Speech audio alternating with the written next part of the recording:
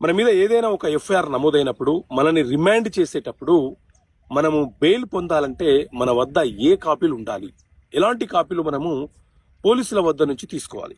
So మిత్రులారా, సాధారణంగా మన దేశంలో క్రిమినల్ రూల్స్ ఆఫ్ ప్రాక్టీస్ అనే ఒక నియమావళి ఉంది.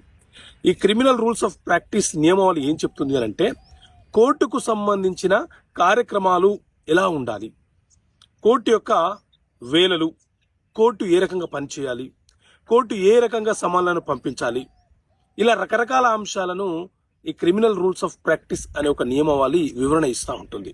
అయితే ఈ క్రిమినల్ రూల్స్ ఆఫ్ ప్రాక్టీస్ లోని రూల్ 25 ప్రకారంగా ఎవరైనా ఒక వ్యక్తి నేర ఆరోపణ చేయబడుతున్న వ్యక్తి, అతని మీద ఎఫ్ఐఆర్ నమోదయ్యి అతనిని రిమాండ్ చేసేటప్పుడు మెజిస్ట్రేట్ కోర్టు ముందు హాజరుపరుస్తారు. సో మెజిస్ట్రేట్ కోర్టు ముందు హాజరుపరిచినప్పుడు అతనికి పోలీసులు అతని మీద ఏ ఎఫ్ఐఆర్ అయితే నమోదు చేశారో ఆ ఎఫ్ఐఆర్ కాపీని, రిమాండ్ కాపీని అతనికి ఇవ్వాలి. ఎందుకు అతనికి ఇవ్వాలంటే, అతను బెయిల్ పొందే అవకాశం ఉంటుంది, అతను బెయిల్ పొందే హక్కును కలిగి ఉంటాడు.